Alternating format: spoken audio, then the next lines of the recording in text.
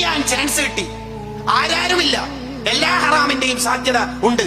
അപ്പോൾ അയാളുടെ ഖൽബ് കൊണ്ട് ഫഖാൽ ഇന്നി അഖാഫുല്ലാഹ്, എന്നെ അല്ലാഹ് കാണുന്നുണ്ട് എന്ന ചിന്തയാൽ അയാൾ അത് ബ്ലോക്ക് ചെയ്താൽ അയാൾക്ക് അർശിന്റെ തണലുണ്ടെന്ന് നബിയുനാ റസൂലുള്ളാഹി സ്വല്ലല്ലാഹു അലൈഹി വസല്ലം.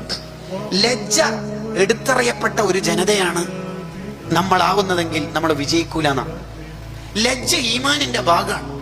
ഇബ്നു ഉമർ റളിയല്ലാഹു അൻഹുമ തന്റെ ശിഷ്യന്മാരോട് ഉപദേശിക്കും, പെണ്ണ് ഒരു സ്ഥലത്ത് ഇരുന്നാൽ ആ പെണ്ണ് ഇരുന്ന സ്ഥലത്ത് നിന്ന് ആ പെണ്ണ് എണീറ്റ് പോയി ഉടനെ തന്നെ ഇരിക്കരുത്. ആ ചൂട്, ആ ഇരുന്നതിന്റെ ചൂട് ഒന്ന് പോയിട്ട് വേണം ഇരിക്കാൻ.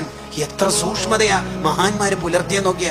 അപ്പോഴേ ആ ഗ്യാസ് സിലിണ്ടറും മത്സ്യവില്പനയൊക്കെ നടത്തുന്ന ചെക്കന്മാരുടെ, പുരുഷന്മാരുടെ അടുത്തേക്ക് താത്താമാര് എത്ര കാലായി കണ്ടിട്ട് ഇവയ്ക്കൊന്നും വരത്തില്ലേ, കയ്യില്ലേ, കൗണ്ടറില്ലേ, കൈമേല് ചെല്ലുന്നുണ്ടല്ലേ. വനിതാ ക്ലാസ് ഒന്ന് കുറഞ്ഞു പോയിനാ ഉസ്താദിനോട്, ഉസ്താദിന്റെ വനിതാ ക്ലാസ് ഇപ്പൊ എടുക്കാത്തേ. എന്ത് വനിതാ ക്ലാസ്സോടോ? ലജ്ജ നമ്മുടെ ജനതയിൽ നിന്ന് എടുത്തറിയപ്പെട്ടു. അതിന് വാപ്പ കാറിൽ കയറ്റിട്ട് മോളെ ടൗണിൽ പിക്ക് ചെയ്തിട്ട് പോകുകയല്ലേ ചെയ്യുന്നത്. വാപ്പാക്ക് പ്രശ്നമുണ്ടോ? ഇപ്പൊ ലിബറലിസം തലക്ക് പിടിച്ചത് മക്കൾക്കല്ല, പാരന്റ്സിനാ. മക്കൾക്കല്ല പ്രശ്നം, വാപ്പാക്ക് പ്രശ്നമുണ്ടോ? മോനുണ്ടോ? പത്തരക്ക ഫോൺ വിളിച്ച് ചോദിക്കണം, നിങ്ങളെ മോന് ഷെഫീക്കുണ്ടോ? ഇല്ല. എന്തേ? കുറച്ച് ഇട്ട് വിളിക്കും മോനെ. എന്തേ?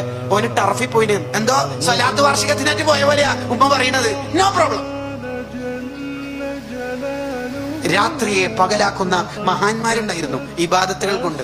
ഇന്ന് നേരെ ഉൾട്ടയാ സംഭവിക്കണം. ലജ്ജയില്ലാത്തൊരു ജനത വളർന്നാൽ അവിടെ ശരിക്കും പറഞ്ഞാൽ ലജ്ജ ഈമാന്റെ ഭാഗമാണെന്ന. ഈമാനുള്ളവർക്ക് ആ ലജ്ജ ഉണ്ടായില്ലേ?